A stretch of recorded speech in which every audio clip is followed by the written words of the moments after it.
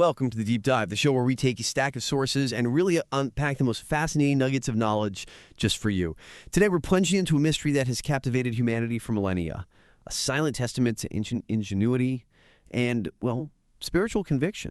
Stonehenge. When you think of ancient wonders, those massive ancient stones out there on Salisbury Plain, they immediately spring to mind, don't they? It's globally recognized, an absolute icon of prehistoric achievement. And our mission for this deep dive, it's truly ambitious. We're going to unpack the entire story of Stonehenge. We're not just looking at the stones themselves, but really delving into how and when it was discovered in modern times, what it has meant across different eras, the prevailing theories and speculations about its purpose, and truly everything there is to know about this enduring enigma, drawing directly from the incredible sources you've shared with us. And what's immediately clear is that this isn't, a single act of creation frozen in time. Oh no.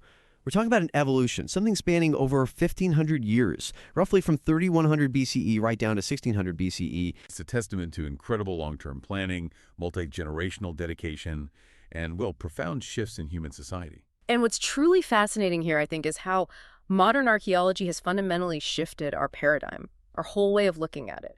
We no longer view Stonehenge as just an isolated wonder, a singular ring of stones disconnected from its surroundings.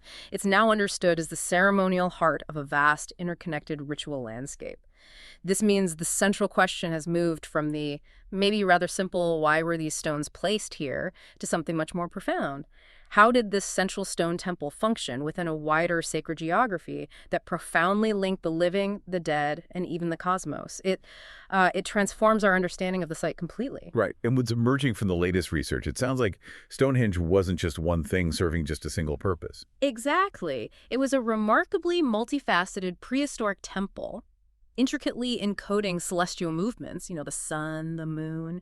It was arguably the largest cremation cemetery of its era, holding the remains of venerated ancestors, a really significant burial ground. And it was potentially a vital place of pilgrimage and healing, drawing people from vast distances, maybe seeking cures or blessings. So it's far more dynamic, more kind of alive with meaning than just a simple ring of stones. It's almost like a living puzzle, isn't it? It really is a constantly evolving story. So let's dive into the fascinating early chapters of this story then. Before the first stone was even raised, Salisbury Plain was clearly a significant place. This wasn't some random spot chosen out of convenience, was it? No, not at all. What's fascinating here is that the decision to build Stonehenge seems to have been deeply rooted in an existing sacred geography. The land itself was ancient, imbued with ancestral significance millennia before the monumental construction even began.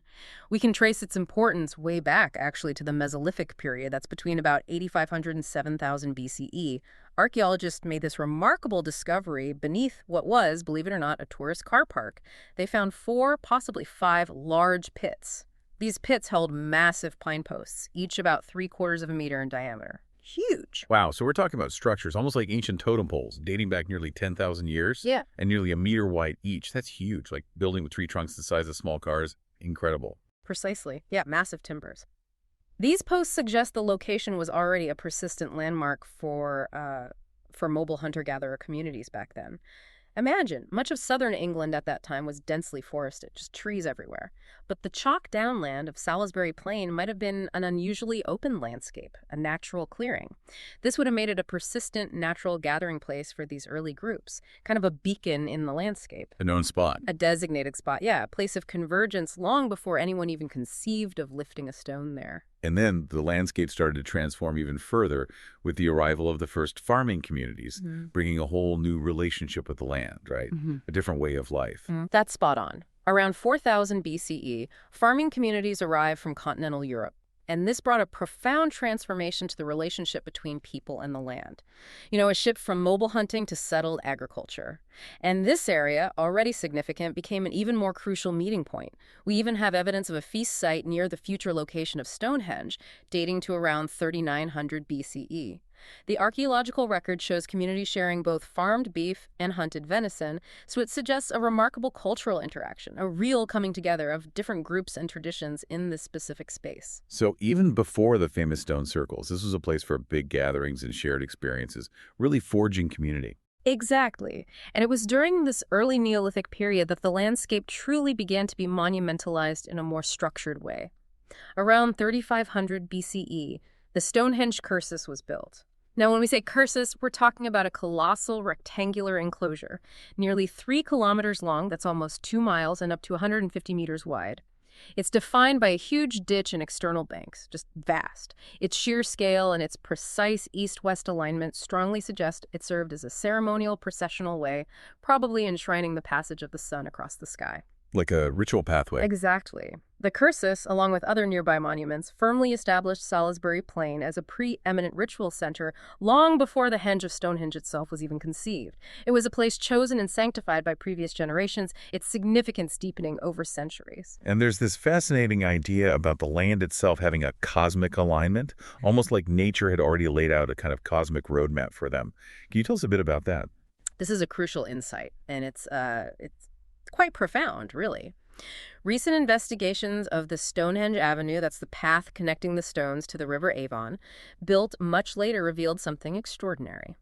It appears to follow a series of natural ridges and gullies known as periglacial stripes. These are essentially faint, ancient landscape features formed by meltwater during the last ice age.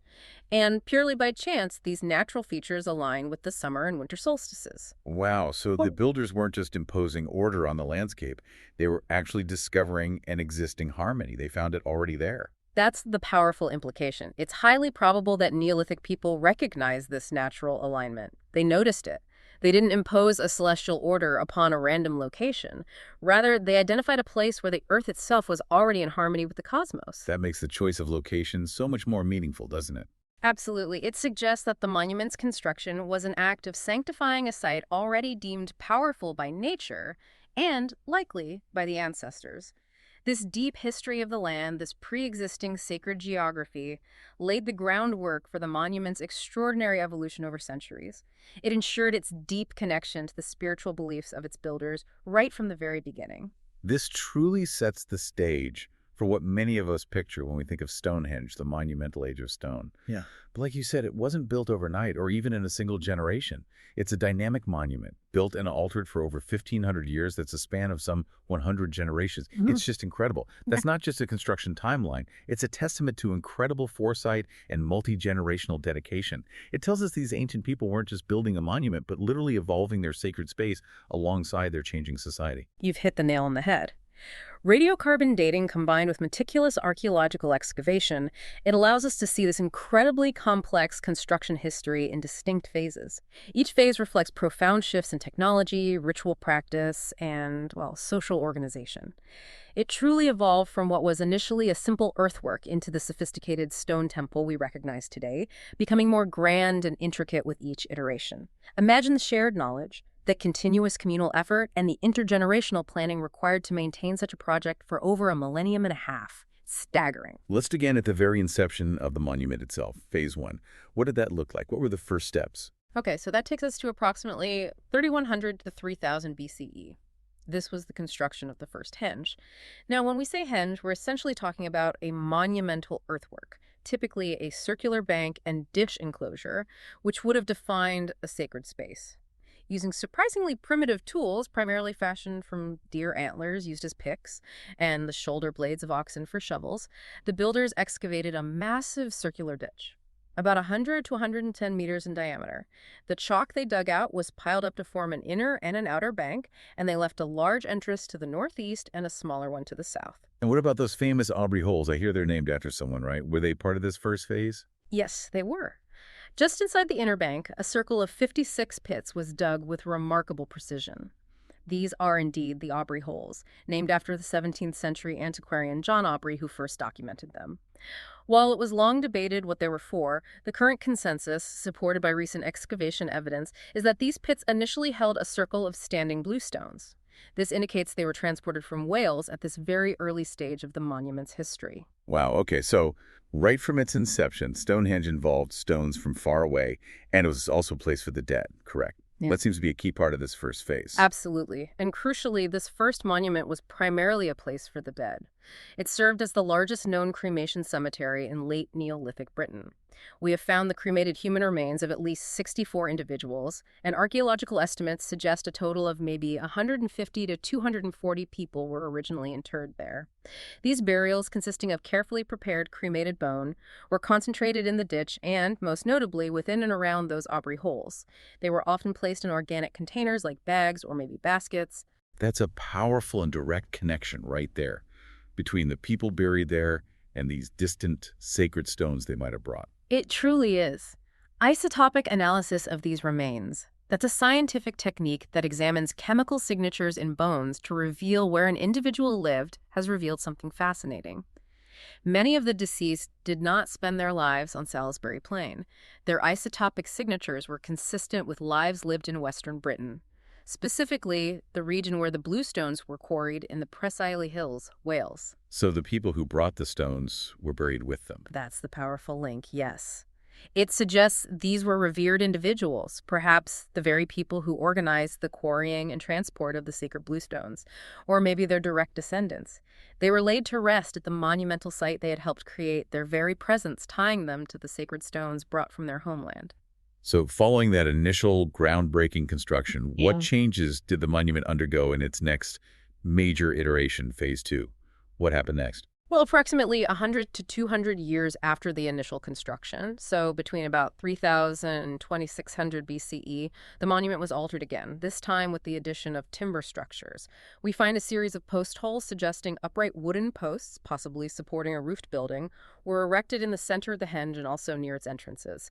And during this period, the site continued its function as a cemetery. At least 25 of the Aubrey holes were reused for more cremation burials, indicating a continuous reverence for the ancestors at this site. So wood came into play, but the connection to the dead remained strong. And then comes the truly iconic transformation, the Age of Stone. This is when the Stonehenge we largely recognize takes shape, right? Phase 3. Indeed. Beginning around 2600 BCE and lasting until around 1600 BCE, this third phase marked the most dramatic transformation.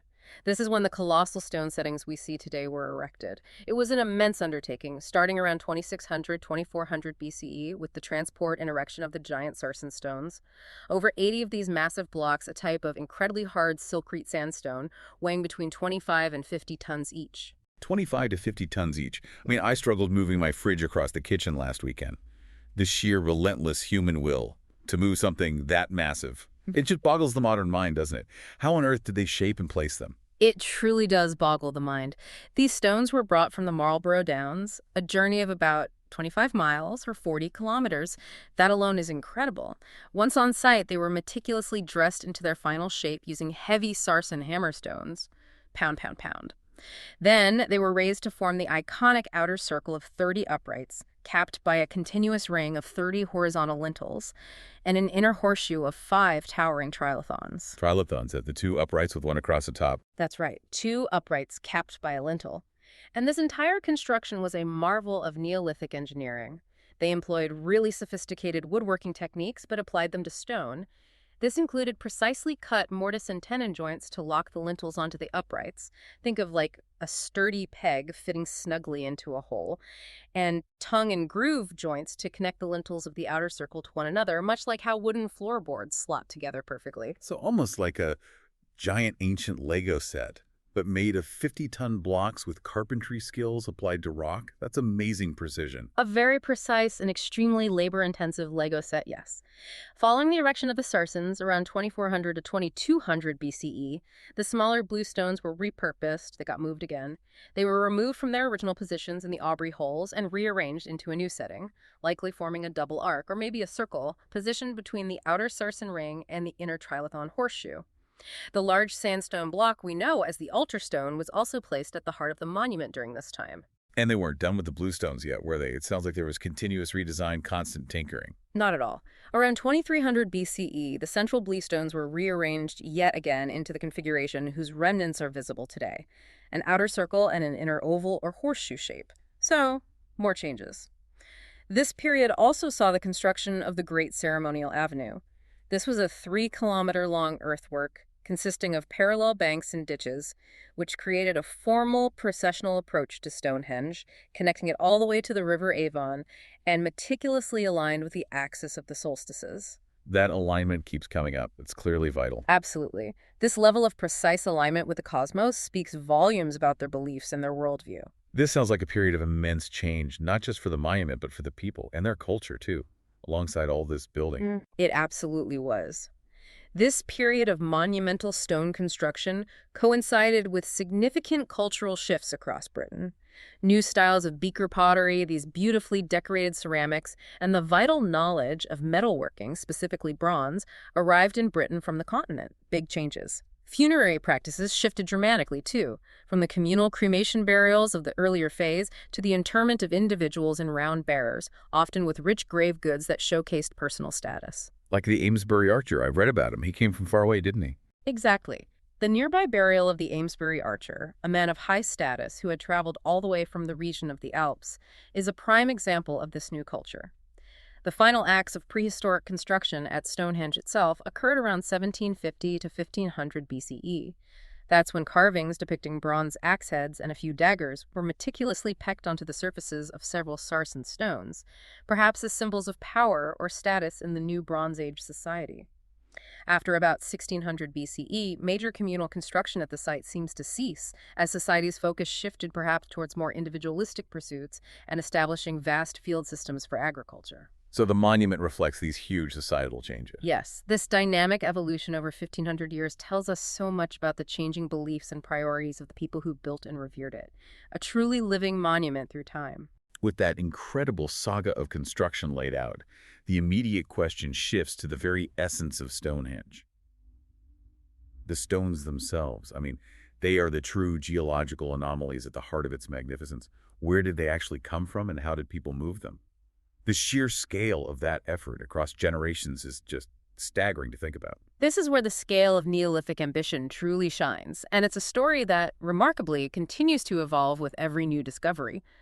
The origins of these stones, especially some of the most recent findings, radically expand our understanding of ancient British networks. It's bigger than we thought. We're talking about 3 distinct types of stone, each with an astonishing story of its own. First, let's talk about the sarsens, the real giants of Stonehenge. The really big ones, the ones that form the iconic outer circle and central trilithons, right? The ones everyone pictures. Exactly. These are the colossal silkrete sandstone blocks. The uprights in the outer circle typically weigh around 25 tons each, while the giants in the inner trilithon horseshoe can weigh up to 50 tons. Huge. Of an original count of approximately 80 sarsens, 52 remain at the site today. Now, for centuries, while we assumed they came from the Marlborough Downs, a general area in Wiltshire, the precise source was, well, a tantalizing mystery.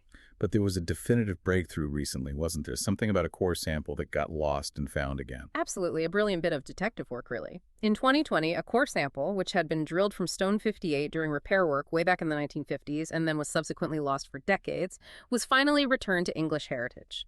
This allowed for destructive analysis. You can't usually do that, providing a definitive geochemical fingerprint of the stone's composition.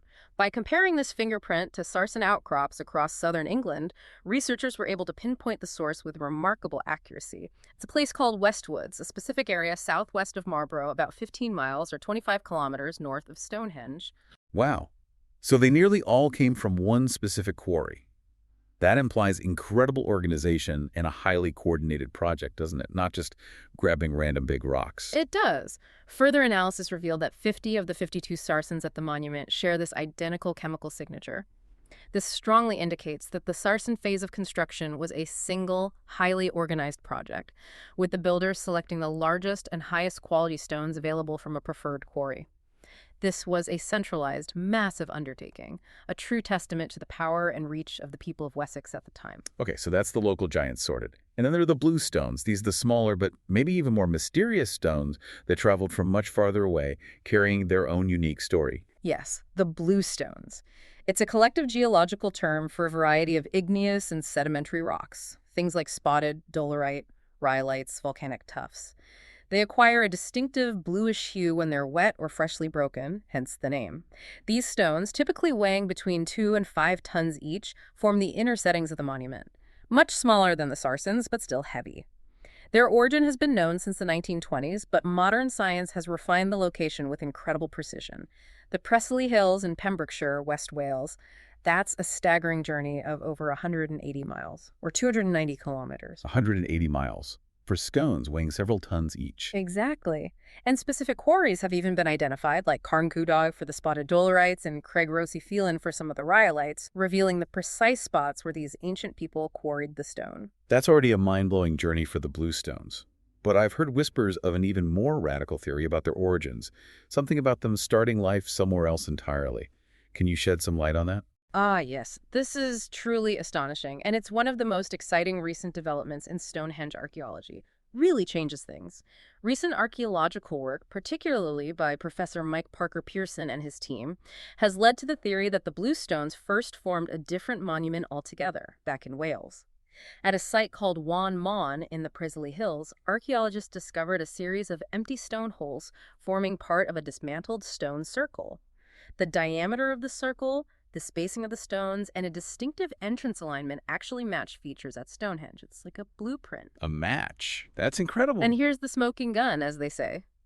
One of the Wan Mon holes contained an unusual pentagonal cross-section, which perfectly matches one of the bluestones currently standing at Stonehenge.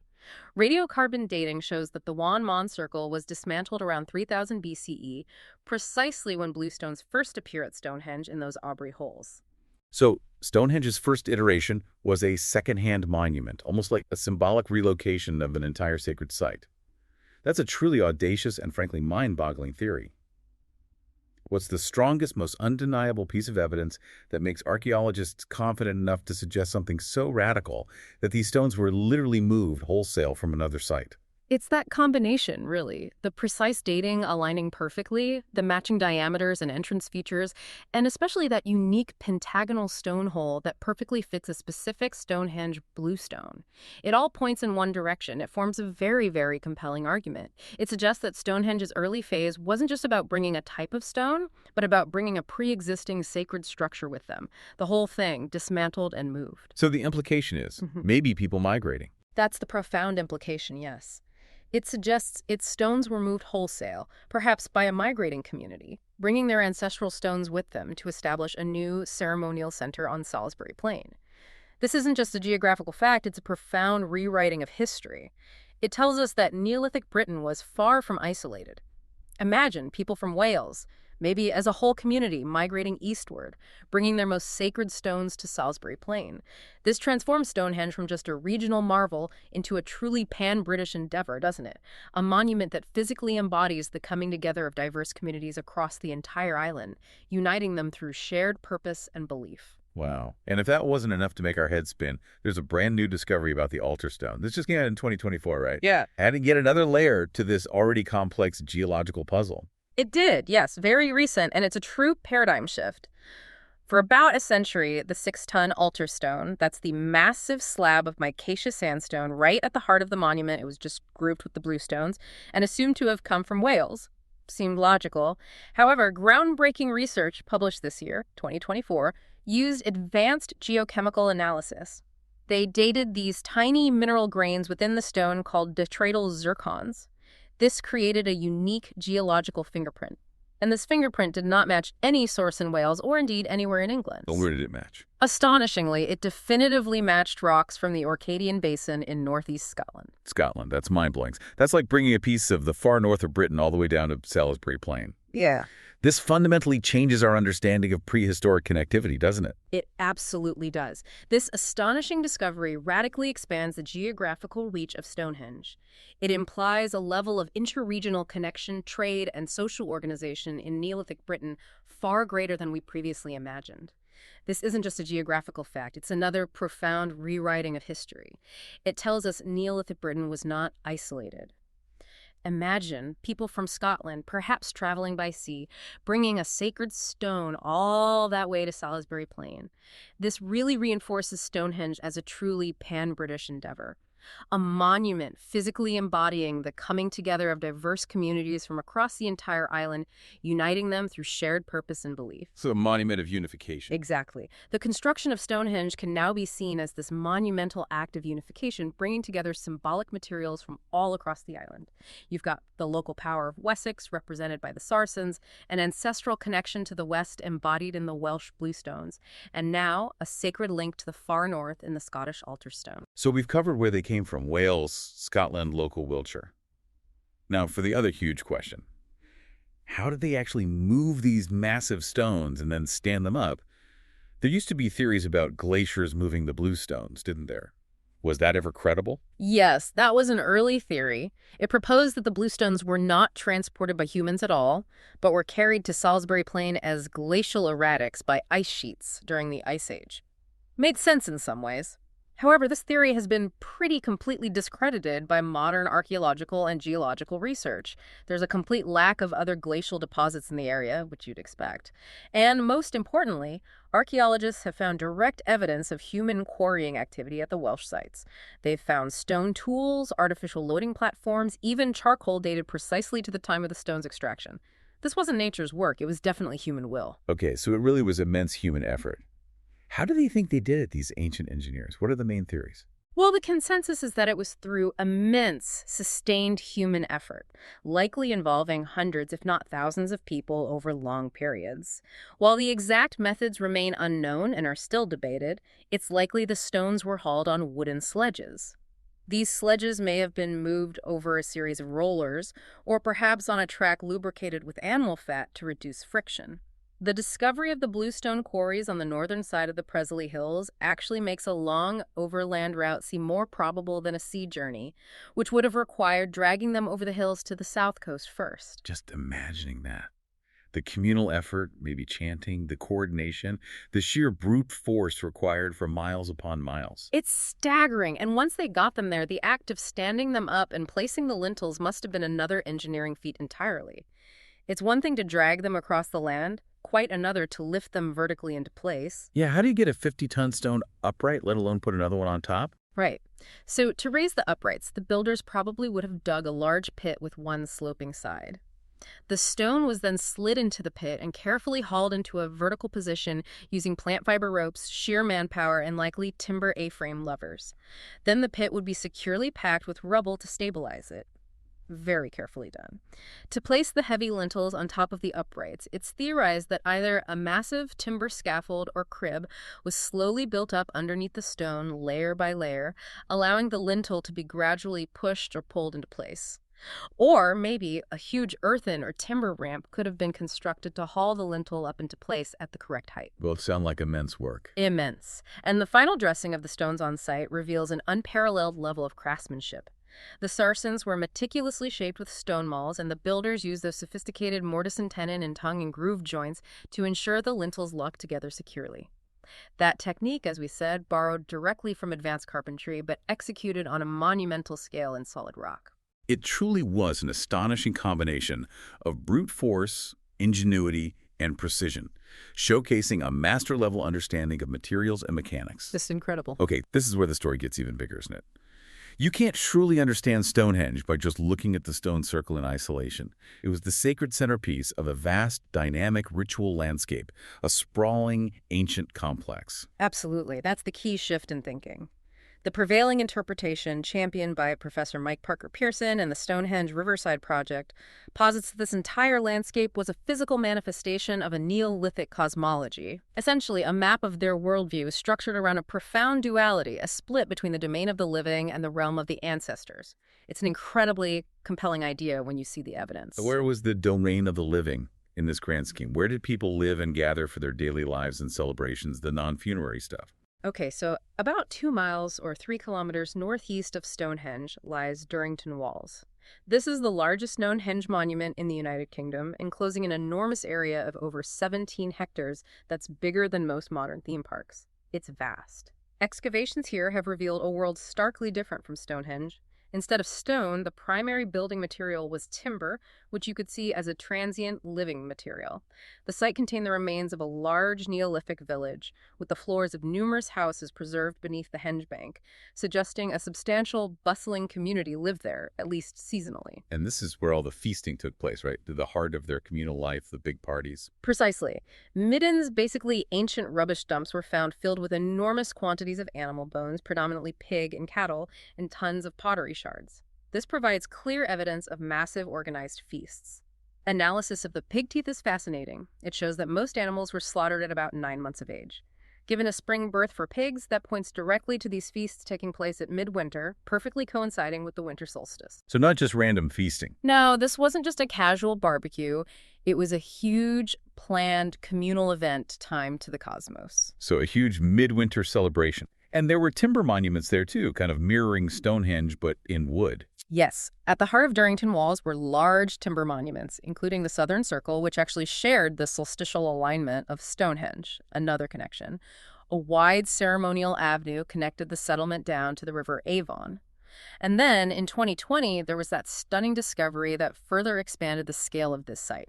A 2-kilometer-wide circuit of at least 20 massive prehistoric shafts, each over 5 meters deep, that's deeper than an average 2-story house, was found encircling the Durrington Walls settlement. What were they for, these huge pits? Well, this ring of pits is believed to have served as a boundary, maybe guiding people towards openings, defining the sacred space of the complex, essentially creating a vast, invisible ritual fence.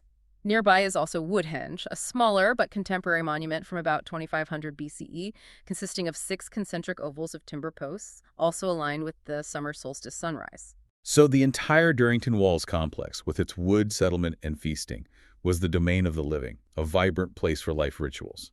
And then you have Stonehenge as the starkly contrasting domain. Exactly. In deliberate and, you have to think, profound contrast, Stonehenge was the domain of the dead.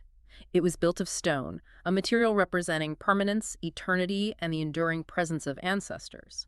And as the largest cremation cemetery of its time, its purpose was clearly memorial and sepulchral, a place for the ancestors.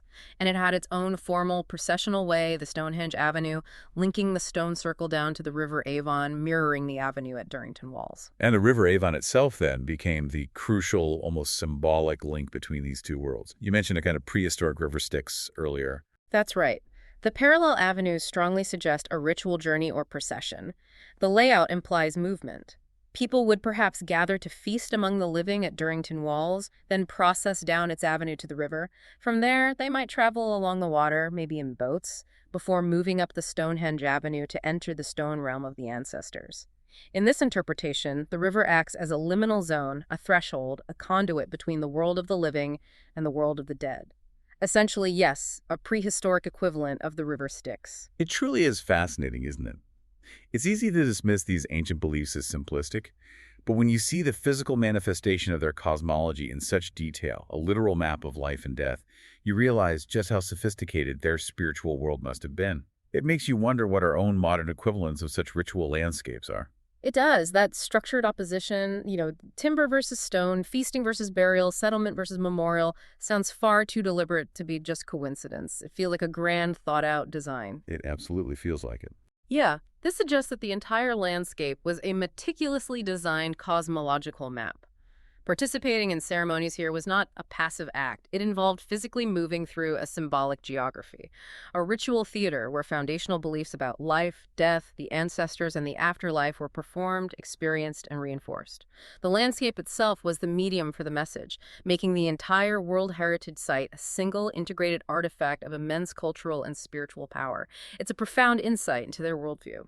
So with all that context, let's tackle the big question directly.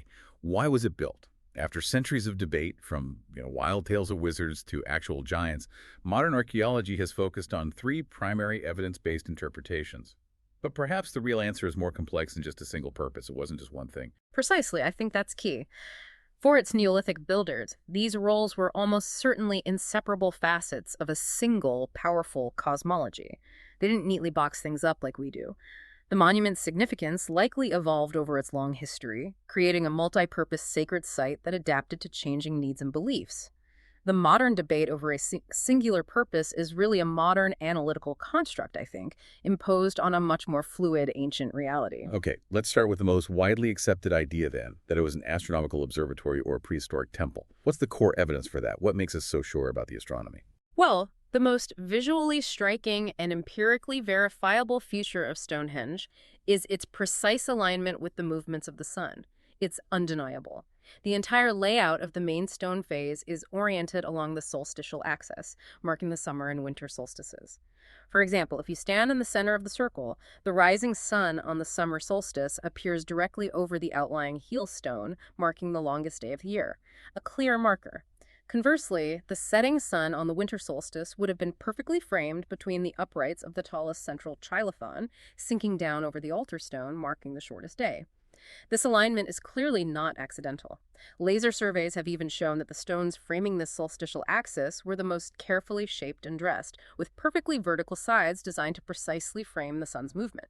Intentional. And it wasn't just the sun, but the moon too, right? Although there were some famous, though perhaps slightly overzealous, claims about it being a prehistoric computer that could predict eclipses. Correct. The moon plays a role too. Further evidence for celestial observation comes from the 4 station stones, which form a rectangle around the periphery of the henge. The short sides of this rectangle are parallel to the main solstitial axis, while the long sides align with the major northern and southern rising and setting positions of the moon during what's known as the lunar standstill cycle, which occurs every 18.6 years. So complex lunar alignments too. Now, in the 1960s, these alignments led to some sensational claims by astronomers like Gerald Hawkins that Stonehenge was a complex astronomical observatory or even a Neolithic computer capable of predicting eclipses. I remember those. Stonehenge's computer claims really captured the public's imagination back in the day, big headlines. But if it wasn't a computer, what was it about those alignments that still made it so important, and where did those particular theories, fall short? Well, the idea of a Neolithic supercomputer is certainly captivating, isn't it? But that specific interpretation has been largely dismissed by archaeologists now. There's just no evidence that the builders possessed the mathematical knowledge required for such complex predictions, and the alignments, while clearly intentional, are not precise enough for the standards of modern eclipse prediction. They're symbolic, not scientific in our sense. The more accepted interpretation today is that Stonehenge functioned as a sacred temple and a ritual calendar. For early agricultural communities, marking the turning of the seasons, especially the longest and shortest days of the year, was of immense practical and spiritual importance.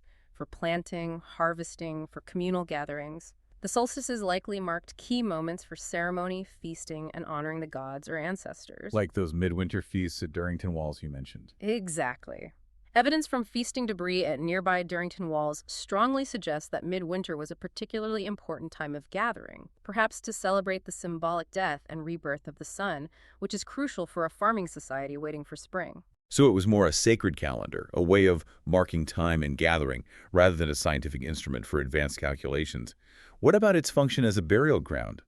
The early evidence certainly pointed strongly in that direction. Yes, compelling archaeological evidence confirms that for the first 500 years of its existence, from around 3000 to 2500 BCE, Stonehenge was one of the most important burial grounds in Britain, a major cemetery.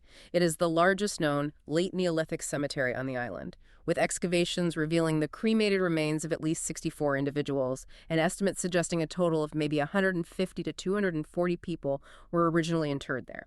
These burials, consisting of carefully prepared cremated bone, were concentrated in the 56 Aubrey holes and the surrounding ditch. Was this a place for everyone to be buried, like a community graveyard, or was it more exclusive, maybe for a select group of high-status individuals? It was definitely for a select group. Analysis of the human remains shows that burial at Stonehenge was not for everyone, not your average person. The demographic profile contains a high proportion of adults with roughly equal numbers of men and women, suggests the interment of a select group. Likely an elite family or perhaps a ruling dynasty over many generations, maybe the founders or key figures of these early communities. And the most revolutionary discovery, as we touched on, has come from strontium isotope analysis of the cremated bone. This technique allows scientists to determine the geological region where an individual spent their childhood. The results showed that at least 10 of the 25 individuals analyzed were not local to Salisbury Plain. Instead, their isotopic signatures were consistent with a life lived in Western Britain, with the Presley Hills of West Wales, the very source of the bluestones, being the most probable origin. That's such a profound link. The stones and the people are inextricably tied together, suggesting a very deliberate choice of who was buried there. Not just anyone was worthy. It is. It suggests that those buried at Stonehenge were not just any elite, but were revered individuals. Perhaps the very people who organized the quarrying and transport of the sacred bluestones, or maybe their direct descendants, they were brought to be laid to rest at the great ancestral monument they had helped create.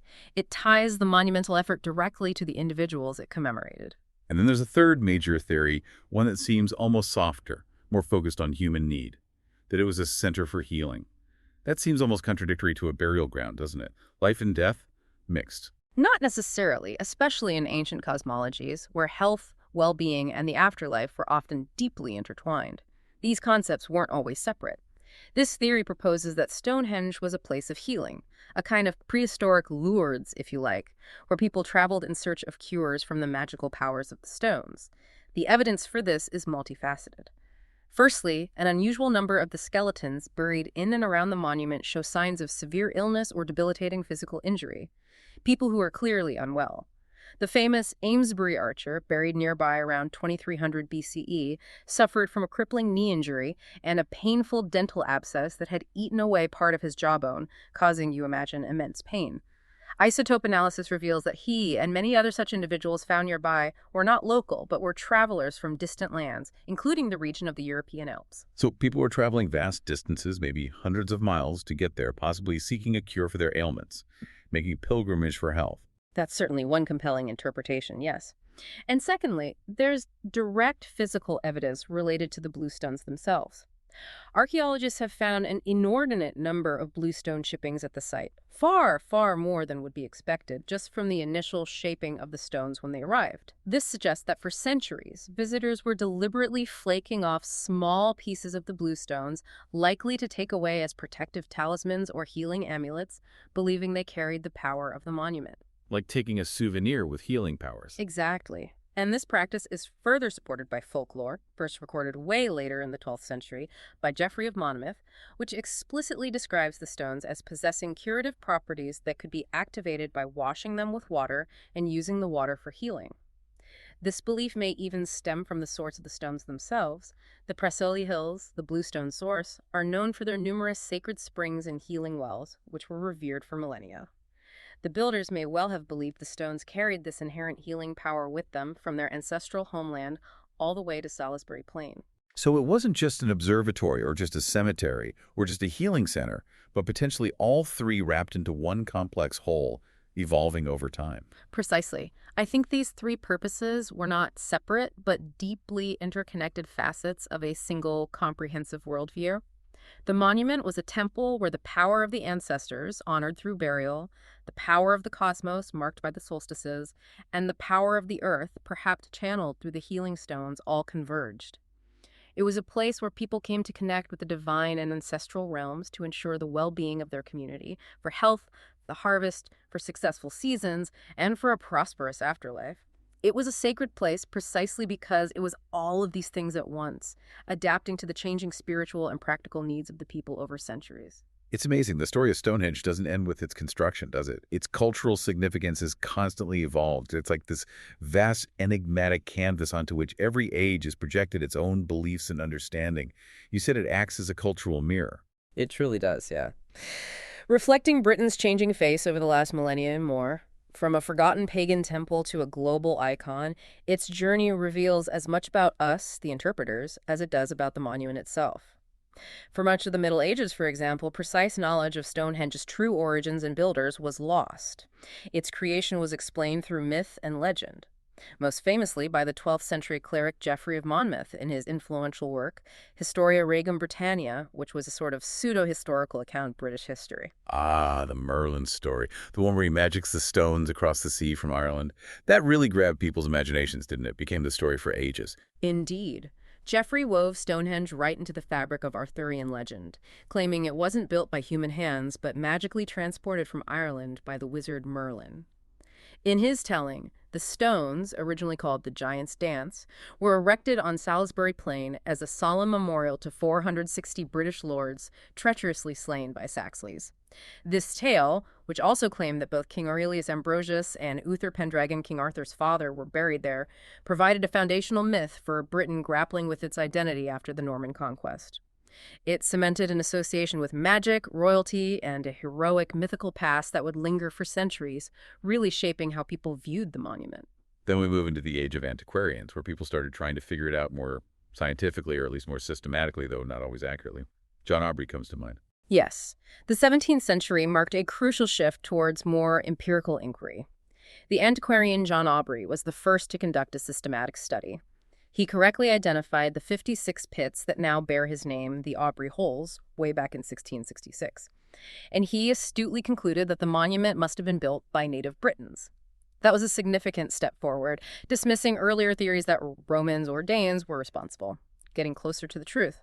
However, it was the 18th century antiquarian William Stukeley who, while conducting the first accurate surveys of the site, famously and incorrectly linked Stonehenge to the Druids, the Celtic priesthood described by Roman writers.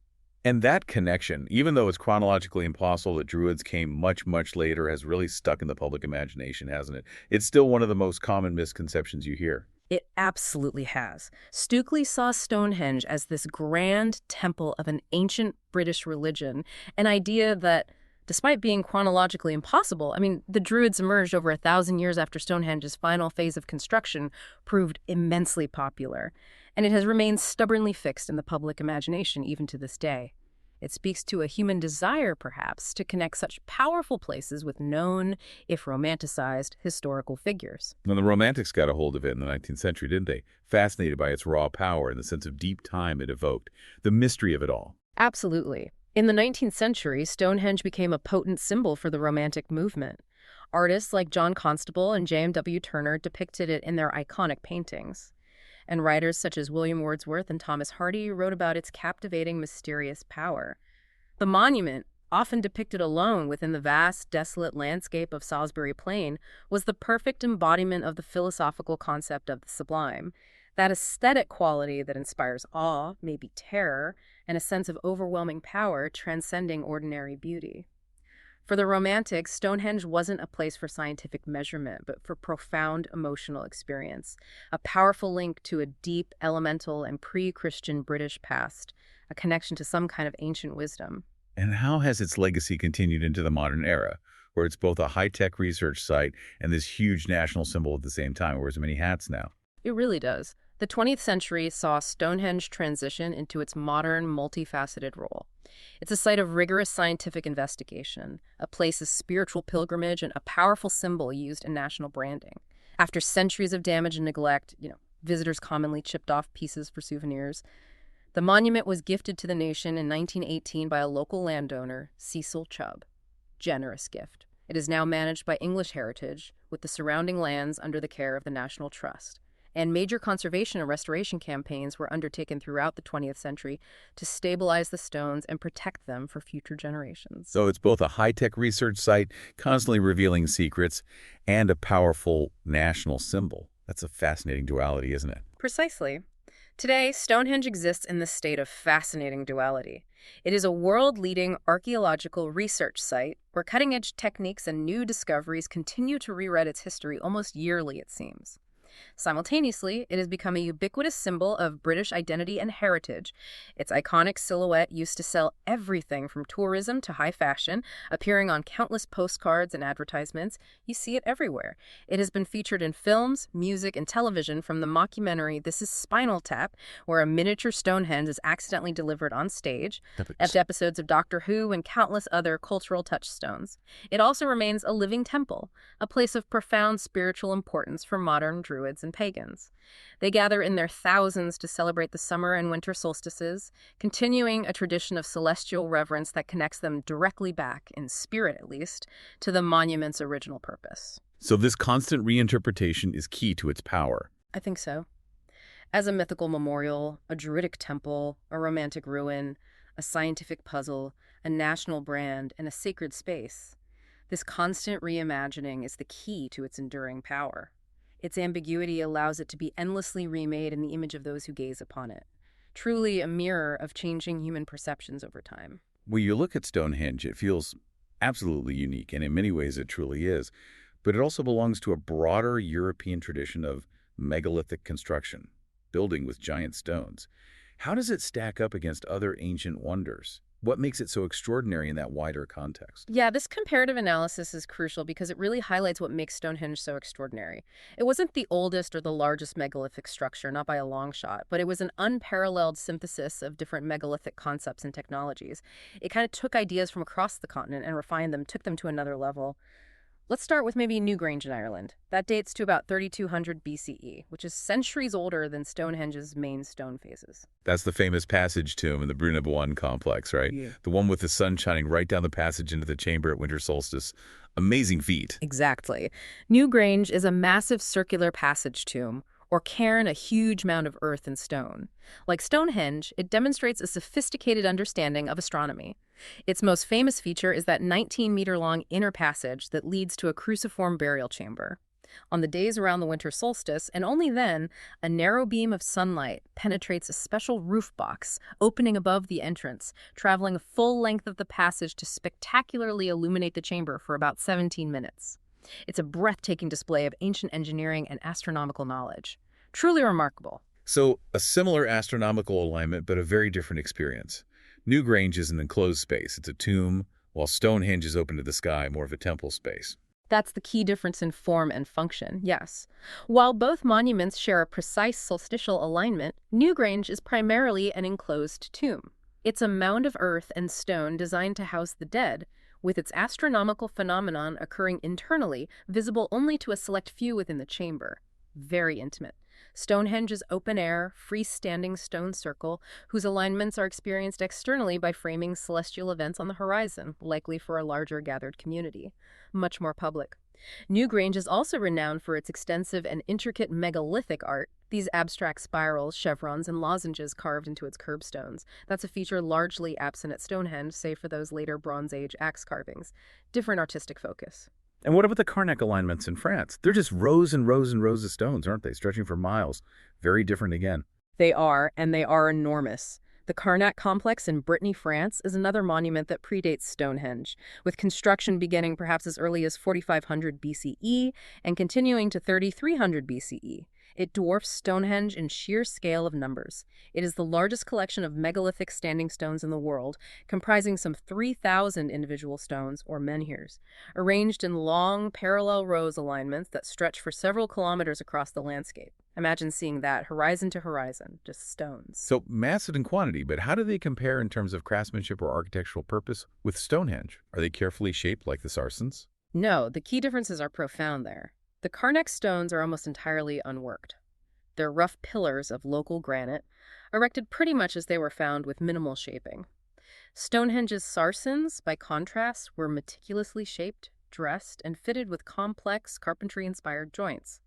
Much more architectural sophistication. The precise purpose of the Karnak alignments remains a mystery, though they may have served as processional ways or symbolic boundaries. They lack the clear architectural structure and precise astronomical alignments that define Stonehenge. Furthermore, it's debated whether the builders of Karnak were Neolithic farmers or earlier Mesolithic hunter-gatherers, placing them in a different cultural context from the settled farming society that built Stonehenge. Different people, different ideas, perhaps.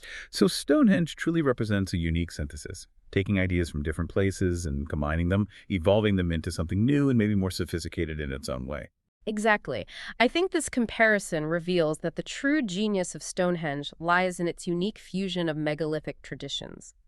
Its builders were clearly aware of the different monumental forms present across Europe and deliberately combined their core principles to create something entirely new and unparalleled.